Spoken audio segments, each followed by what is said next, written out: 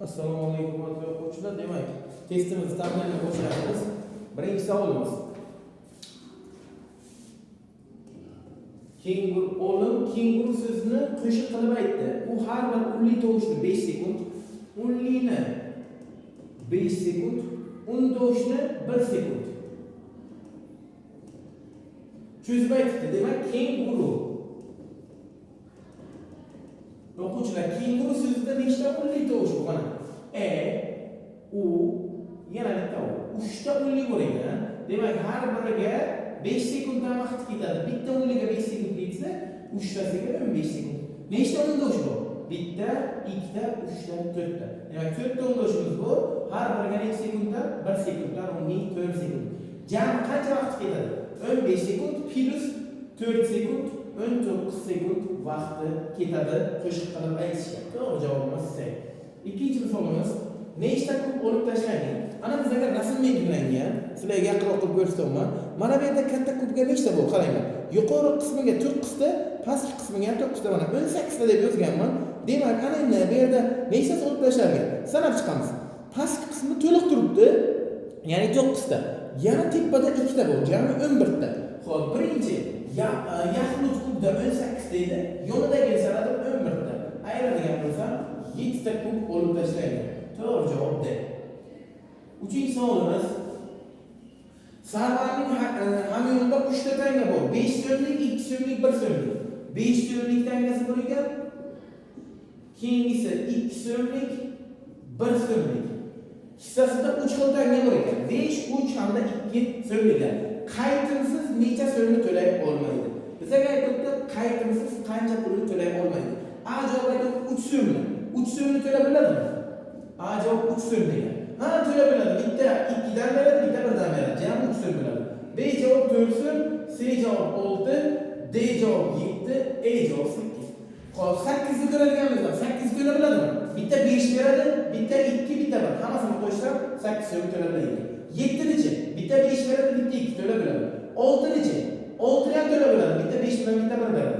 Xo'p, 3 ni ham aytdim to'lay biladi, 2 bilan 1, faqat 4 ni to'lay olmaydi. Sababi bu ikki sonlarni qo'shadigan bo'lsam ham 4 chiqmaydi. Nimaga? Uning hissasida 1 donadan bor. 2 so'mligi 1 dona. Agar 2 so'mlik bo'lsa, 4 ni to'lay biladi. To'g'ri javobimiz B. Xo'p, 4-chi savolimiz. Kenguru bir kirishi va 5 ta chiqishi bor labirintda o'tdi. Uning yo'li 3 burchak xonalardan, ana shunday deb berish kerak. Uning yo'li faqat 3 burchak xonalardan iborat yo'q. 10-chi yo'lga chiqadi. Sizlarga mana jadval qilib berganman, yaqinroq ko'rsataman mana. Mana shu jadval o'quvchilar, mana kirish joyi ko'rsatilgan, faqat 3 burchak xonalardan yurib chiqishim kerak. Ana shu yo'nalish bo'yicha harakatlanadigan bo'lsam o'quvchilar umumiy 5 ta chiqib ketadi. Faqat 3 burchak yo'ldan yurishi kerak. Demak, bu savolimizga to'g'ri javob E bilan ega. 5-chi savolimiz. Kecha Kamolaning tug'ilgan kuni edi. Kecha Kamola degan qizning tug'ilgan kuni edi. Ertaga juma deyapti. Demak, ertaga juma bo'lsa, bugun nima bo'ladi? Payshanba bo'ladi. Sababi aytibdi, ertaga juma deb. Demak, ertadan oldingi kun bugun payshanba. Kecha deyapti, Kamolaning tug'ilgan kuni. Bugun payshanba bo'lsa, kecha nima bo'ladi?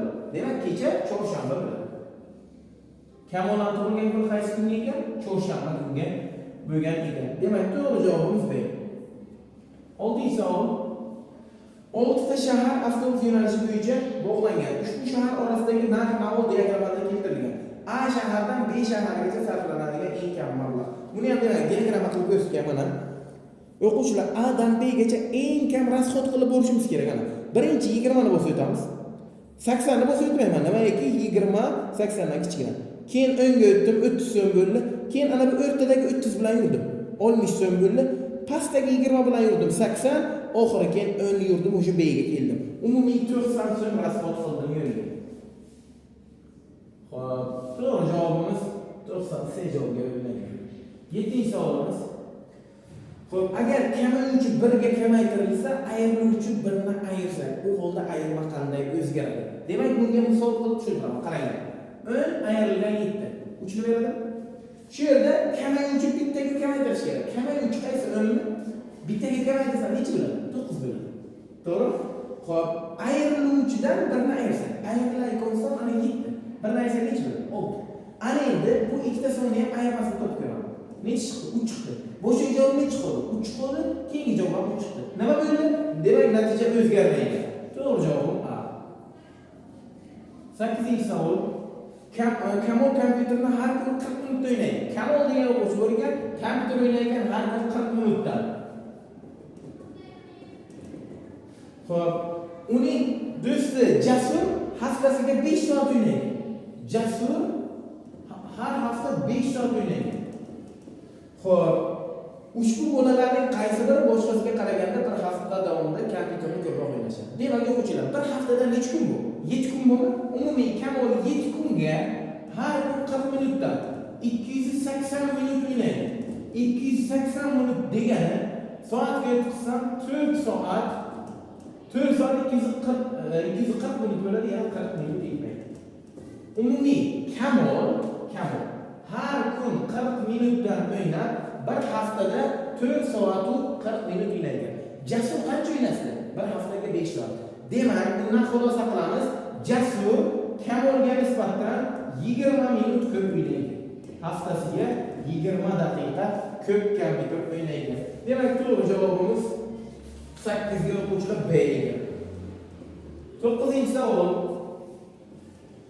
Kvadratlarning qaysi biri kataklarni bir darsda 3 qismga bo'yalgan? Demak, 3 dan 1 qismi bo'yalgan javobni topishimiz kerak. Bu yerda bitta javobimiz bor, qaranglar. C javobiga belgilangan, ana katak belgilangan.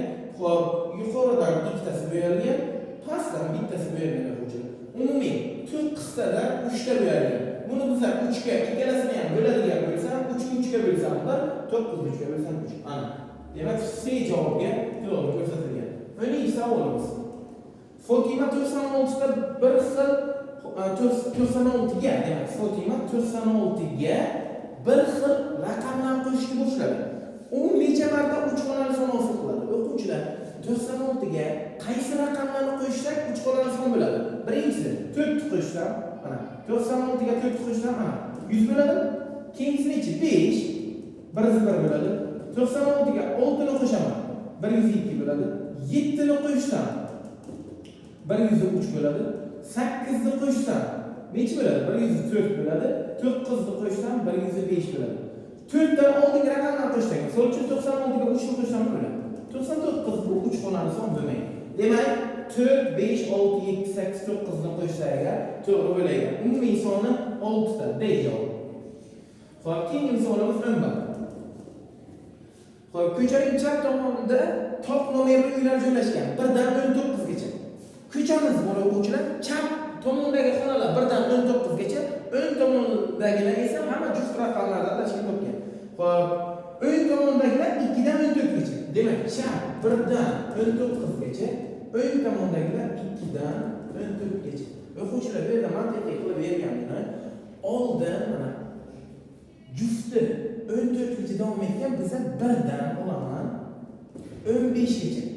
Shu oralikda hamma xonalar bormi? 1 ham bor, mana 2 ham bor, 3 ham bor, 14 ham, 15 ham bor. Demak, 1 dan 15 gacha xonalar yana qaysi to'q raqamlar qolib turadi? O'sha juftlar tugadi. Juftlar 14 ga kelib tugadi. Lekin to'qlar bor. Qaysi to'qlar bor 15 dan keyin? 17 bilan 19 bor. Jami 1 dan 15 gacha nechta xona bor? 15 ta xona bor. Yana 17 bilan 19 ham bor. Ya'ni ikkita qo'shimcha xona bor. Umumiy 17 ta bo'ladi. To'g'ri javobimiz B.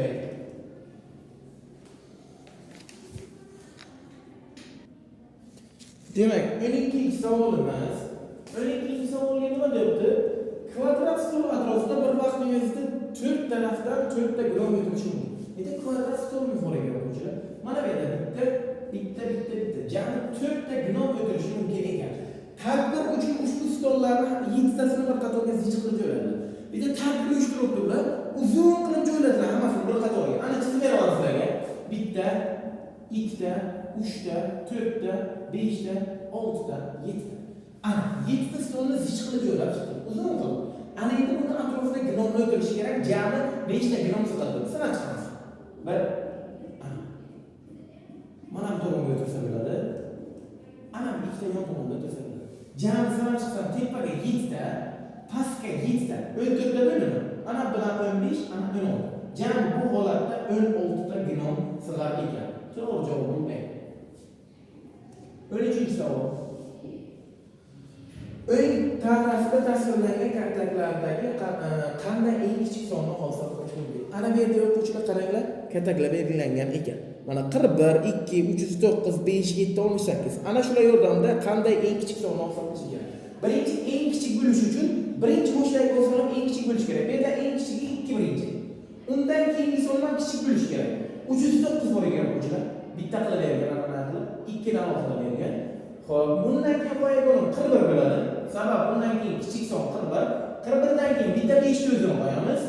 Undan keyingi kichik 18, oxiriga yana 7 ni qo'yamiz. Ana shu demak, son eng kichik bo'ladi. To'g'ri javob D da beriladi. 14-savol. Oynali eshikda kenguru do'stlarini chorladi. Kenguru do'stlarini chorladi.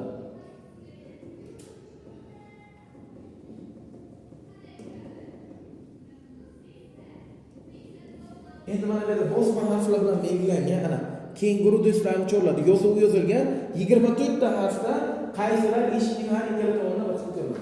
Xo'p, o'quvchilar tushuntiraman sizlarga. Bitta eshik turibdi, ana shu eshik turibdi, oynada bu.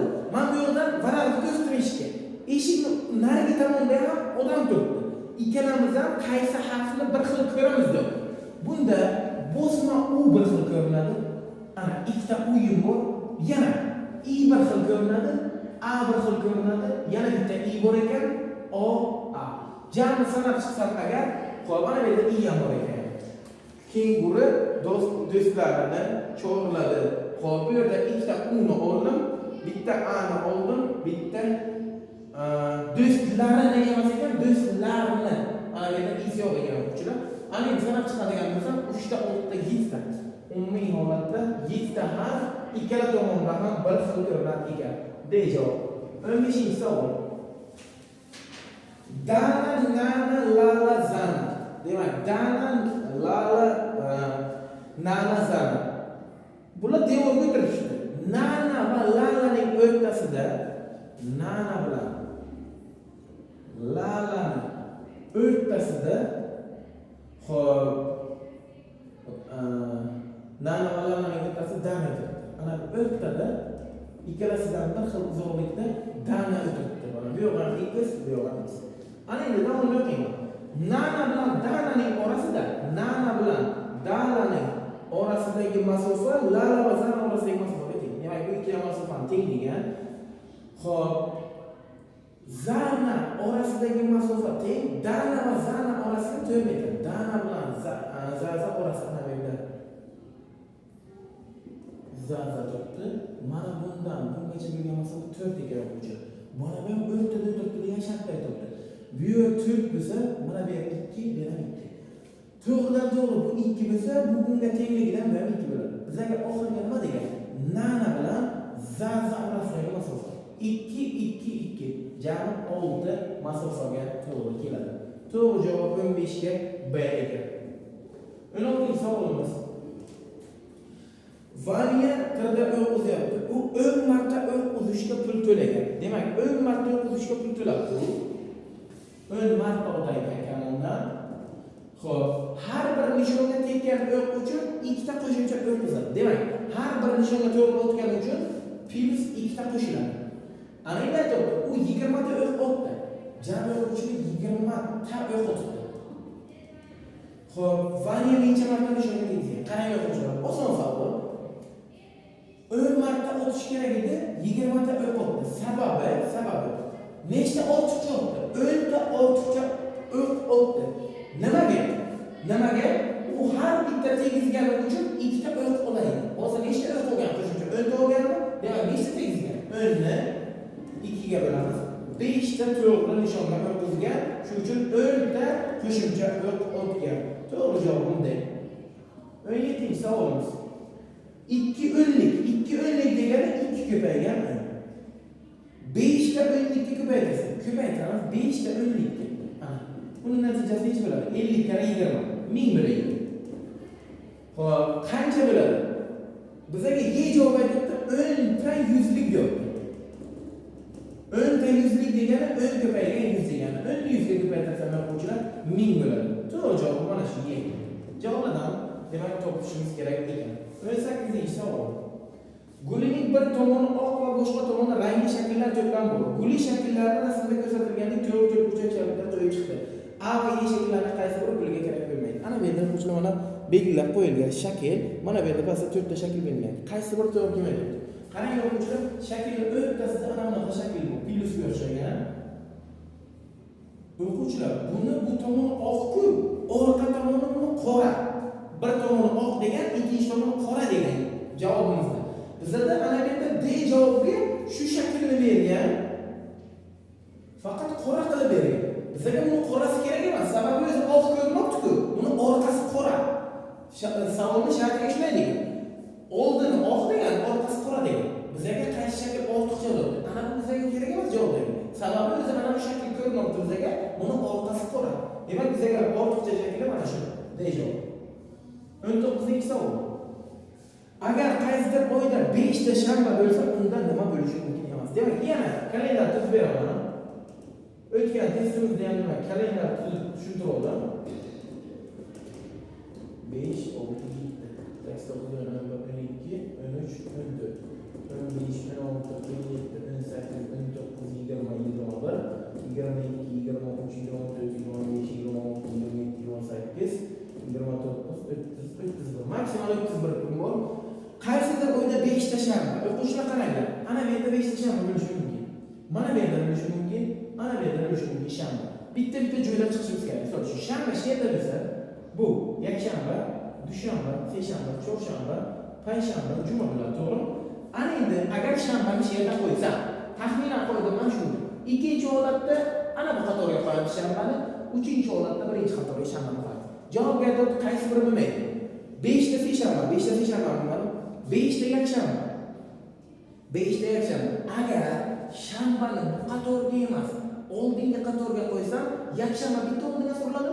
Demak, ana bu yerda 5 ta yakshanba bo'lishi mumkin. Yakshanba javob chiqib ketdi, 5 ta yakshanba bo'ladi. 5 ta payshanba. Mana 5 ta payshanba turibdi. Shanbani mana yerga joylashtirsa, 5 ta payshanba o'zi hosil bo'ladi. 5 ta dushanba. 5 ta dushanbani hosil qilish uchun o'quvchilar shanbani mana bu yerga qo'ysam, ana bu yerga yakshanba bo'ladi, ana bu yerga dushanba bo'ladi. Ko'rsizlar? Shanbani birinchi qatorga qo'ysak, dushanba, seshanba ana bu yerda hosil bo'ladi. Seshanba ham 5 ta bo'ladi. Uzr, payshanba ham 5 ta bo'lishi mumkin ekan. Bizga to'g'ri javobimiz o'quvchilar 5 ta ana bu seshanba to'g'ri kelmaydi. Nimagaki? Shanbani bu yerga qo'ysang ham, seshanba bitta oldinga suriladi, 4 ta bo'lib qoladi. Shanbani birinchi qatorga qo'ysak ham, seshanba yana bitta oldinga qoladi, 4 ta bo'lib qoladi. Faqat seshanba to'g'ri kelmaydigan 5 ta. Demak, A javob. Demak, oxirgi savolimiz 20-savol. Xo'p, elektron soat va minutni ko'rsatadi. Bir sutkada ushbu soat faqat 2 va 5 raqamlarni yoki bittasi necha marta ko'rsatadi? 2 bilan 5 ni qachon ko'rsatadi? Birinchi o'quvchilar 2:00 da ko'rsatadi. Keyingisi yoki mana 5:00 da ko'rsatadi. 2 ni faqat 2 va 5 yo'q. Jamlamaymiz bunda. Yana qaysi holatda ko'rsatadi? Xo'p, 2 ni desalarga, bitta shu bor, ana bu holatda mavjud. 22:00 da ham ikkita 2 ni ko'rsatadi. Xo'p, bunda 5 ta bunaqa holati yo'q. Xo'p, yana qaysi holat bo'ladi? 5 dan 02. 5:02 holati ham bo'ladi. Faqat 5 va 2 ni ko'rsatadi. Yana bitta holat bo'lishi 2:05. 2 bilan 5 ni ko'rsatadi. Demak, ular ahamiyat olmaydi. To'g'ri javob shu holatda. Xo'p, faqat ikkalasidan bittasini degani uchun, xo'p, ana bu javobni o'quvchilar ololmaydi. Ikkita 5lik bo'lmaydi qarang. 55:00 degan soat mumkin emas. Maksimal oxirgisi 23:59. Keyingisi 00:00 bo'lib ketadi. Bilasizlar, elektron soat degan avstricha shu uchun ana bu yerda 2 ni ko'rsatdi. Bu qabul qilinmaydi. Faqat 2 yoki 5 ko'rsatadi. Ana 2:00 birinchisi, 5:00, 2:05, 5:00, 02. Demak, 4 ta variantga to'g'ri keladi. 4 degan javobimiz C karakterga berilgan ekan. Shu bilan tahlil o'z nihoyasiga yetdi. Savollaringiz bo'lsa yana bemalol so'rashlaringiz mumkin.